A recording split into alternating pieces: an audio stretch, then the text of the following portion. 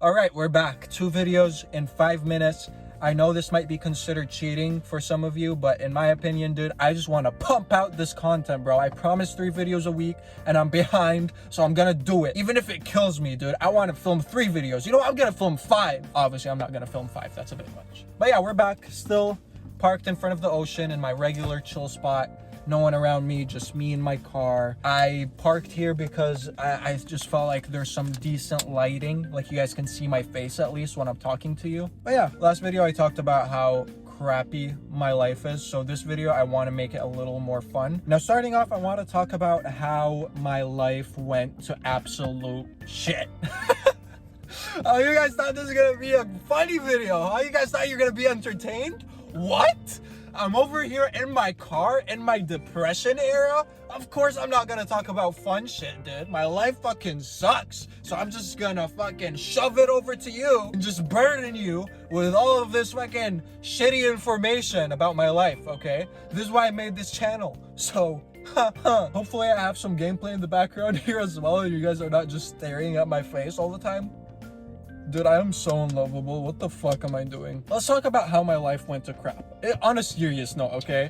I do want to talk about like the history of Mo, the history of Mr. CS Flop. I'm gonna change the channel name, by the way. I do not like the name CS Flop. I just did it because it's the only thing that came to my brain.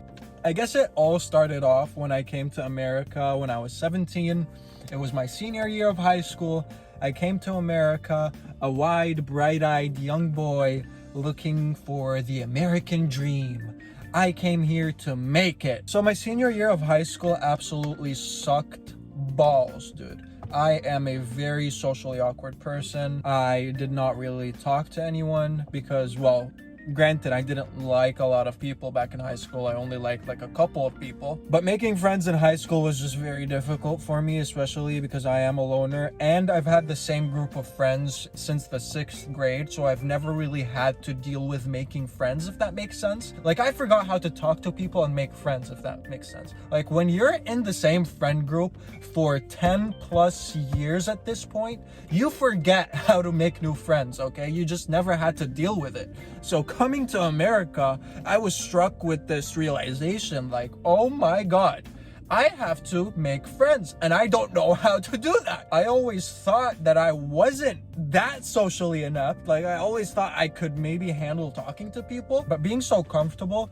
back home in Jordan with my group of friends, you just never really had to think about it. Like, it never crossed my mind like, hey, you don't know how to make new friends, because I never thought I would ever have to deal with it. So that was a very big shock for me. The second big shock for me was that high school was so easy to the point where I had so much free time. And I don't know about you guys, but when I have a lot of free time where I cannot be productive or I'm not forced to be productive, I tend to just get lost in a spiral of my thoughts, which just increase the levels of my anxiety tenfold, dude.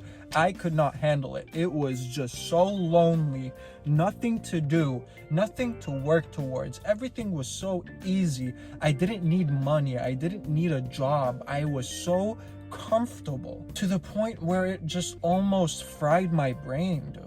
And then I almost turned 18 and I decided, you know what? I'm gonna start working. I wanna start making my own money. So I started working at Chuck E. Cheese. I would say I was like 17 years old and maybe like 10 months. So like 2 months until I turned 18 maybe. And I started working at Chuck E. Cheese just to make my own money. My goal was, you know what, dude? I wanna buy some junk food and I wanna buy some video games. I don't wanna rely on my dad for that anymore. So I decided, you know what? I'm just gonna get a job at Chuck E. Cheese. Now, the Chuck E. Cheese job was not a good job. Hence why they hired a lot of high schoolers. Dealing with a bunch of kids and working in a kitchen and an arcade where you're just dealing with a bunch of smelly, fucking disgusting ass kids. I don't like kids, by the way. I don't know if you guys can tell by the way I talk about them. I do not like kids. If you're not my niece or my nephew, dude, I hate your fucking guts. I'm just gonna be totally honest. So working in an environment where you had to not only work with these kids, you had to also be in the kitchen, fucking doing the dishes, making pizzas. I didn't really hate making pizzas. Jesus, if I'm being totally honest. I kind of enjoyed that part. But just that environment was just so stressful, and my manager was just so disrespectful and rude because we were kids. She did not respect us at all. She did not respect our time. Like, sometimes I'd be scheduled to work for like 8 hours, and I'm like, okay, thank God I can make some money here. And I go into work all excited and stuff. I'm gonna work an 8-hour shift. Now, keep in mind, at that time, I wasn't responsible for rent. I wasn't responsible for anything. So all that money was just gonna go straight into my pocket. And by like hour 4, they'd be like, Mo, you know what? We can't afford to pay you anymore. So you're just gonna have to go home for the day. Like, you worked 4 hours. We can't let you work the full 8 hours. And I'm like, okay, dude, like, I guess this is normal. But again, I was 17. They could do whatever they want, basically. My second job was at Vans, the shoe store. I'm wearing actually Vans right now. Vans was probably my favorite job ever. Dude, I just heard something very creepy, and I'm kind of freaked out right now because I am the only one in this parking lot right now. And that just freaked me the fuck out, dude. Oh my God, I hope I don't die. Let me lock my doors, actually. I have my lights on and everything so everyone can see me. Like, if there's someone walking around here, they can easily see me. And they could just be like stalking me, just waiting to steal my organs. This is the anxiety I'm talking about, by the way. Like, these are the thoughts that actually go on in my head, but I'm just spitting them out loud. Anyways, hopefully I don't die. At least I have it on camera, and it's probably gonna get uploaded to the cloud or something, so someone's probably gonna find it at least. Anyways, Vans. Vans was such a good job, dude. I loved the people I worked with. It was very low traffic, and we had our own store. We had our own little environment. Everyone there was sort of the same age. We were all either going to college. We were all like little gamers, dude, skater heads, fucking nerds, dude, and it was just the coolest vibe ever. But I had to quit that job because over the summer I wanted to go back home to Jordan, so I couldn't really take a leave from the job for like 3 months, so I had to quit. Sadly, it was a good job. It paid $2 more than the money I was making at Chuck E. Cheese. I think I was making $16 an hour at Vans. You know, and this is back where my life was sort of at a neutral point. Like, granted, I wasn't happy per se because I didn't have a lot of friends, but my life was very like linear, I would say. It wasn't like exponentially going bad or exponentially going very good, but it was very standard. Like, it was a straight line, I would say. And then when I came back from Jordan, a lot of shit happened. A lot of shit went down. So I used to live in a house with my dad and my uncle, and it was a rent-controlled apartment, which was very nice. Like, we didn't really have to worry so much about bills. I didn't pay anything, and a fight broke out. I don't really want to air out my family drama on here, but something happened and my dad and I had to move out and find another place. So I went ahead and sort of found another apartment that was twice as expensive as the one we were at, but we were forced to do it. Like, these are the rent prices now in California. It fucking sucks, but we had to do it. So we moved out, we went to this new apartment. So this is when the stress really elevated, I would say. So not only was I going to college full time, I also had to find a job that can suffice me financially for all these living expenses, which wasn't easy because I'm basically paying rent and bills as if I'm living alone. Like, that's how expensive this shit is. Like, even if you had a full-time job, you still barely make enough money to pay these bills off. Dude, life has just been so expensive recently. It's kind of insane. So during my last 1.5 years of college, I was doing Uber Eats and DoorDash mostly. That's how I made most of my money. I would just go out and just work my ass off delivering food. It wasn't that bad. It was just so lonely because the social aspect of Uber Eats and DoorDash does not get talked about enough, dude. Like, these drivers, like, whenever you order food, just remember that your driver has been driving around in his car for at least 5 hours. Just himself, and him, dude. No one around him, no one to talk to, just him. And that does something to you, man. Now, of course, it can be chill sometimes when you're just listening to music, driving around, doing whatever, but it can get pretty stressful. So I've been going for 13 minutes here. I think I should start speed running this.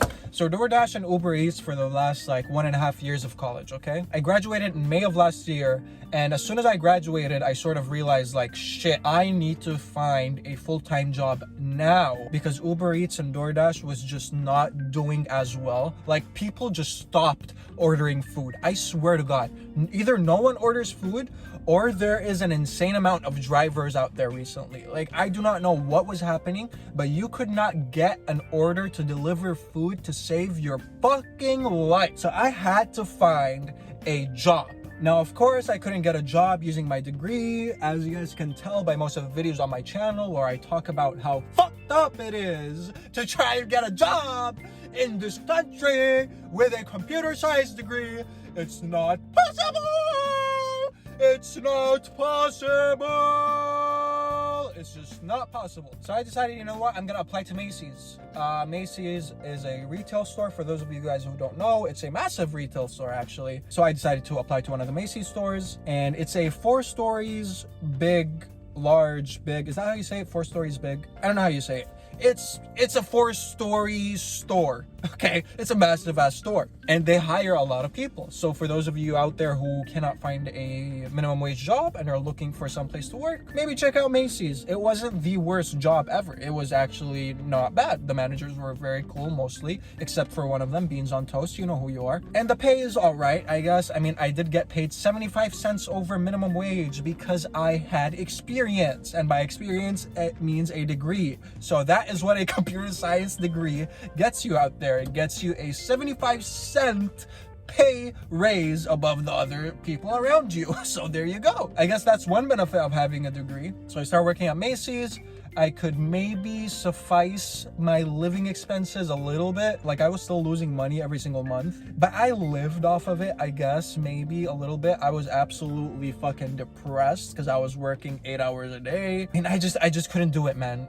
And no offense to anyone who works these jobs, but for me, when you work for 4 years to get a degree, and then you end up working at a retail store making $18.75 an hour, that just does something to you where you just want to die every single day you wake up and go to work. You know that you should not be here. This is not what I worked the last 4 years of my life for. If I wanted to be here, I wouldn't have went to college. I would have started working here 4 years ago and become like a manager by this point. Make maybe like $20 an hour instead of 18. So those were the thoughts going through my head. I just did not like it there. Now, the people who were working with me were very nice people, so I enjoyed that aspect of the job, but I just needed to get out of there. And thankfully, I got an email from a company who wanted me as a freelance software engineer to work on a project for 1 year. So that's where I'm at now. I'm working as a freelance software engineer, and the pay is a lot better than what I was getting paid at Macy's. It's still not good enough. Like, I'm barely making money at the end of every month, hence why I've been very sad. All right. I don't really like talking about money so much, but guys, money is everything these days. If you do not have money, if you do not have financial security, obviously your life is gonna be miserable. I do not like the sentiment out there where it's like, oh, money doesn't make you happy. Money isn't everything. Well, yes, motherfucker, maybe it doesn't make me happy, but it damn well doesn't make me fucking sad to have money, okay? I'll tell you that. So that's where I'm at now. I'm still not where I want to be. As I said many times, I want to be independent, fully independent. I want to live by myself. I want to see the world. I want to experience the world from the lens of a man who is not worried about how much a tub of ice cream costs, okay? That's the life I want. This is not it for me, man. There has to be more to this. And that's the only reason why I haven't jumped in the Pacific Ocean right now. Okay, maybe that's a bit too dark to just put out there. I don't want to do that, I swear. I refuse to believe that this is just gonna be my life forever. There has to be something. And to all of you out there who are still watching, I really doubt any of you are still watching. If you are, thank you, and I just want to let you know that there is something out there for everyone. Like, there's no way this is it for us. The economy is fucked. The country is fucked. Like, this generation has had it 10 times more difficult than the last generation and the generation before that. Don't let these old heads tell you otherwise, okay? Because it's factual.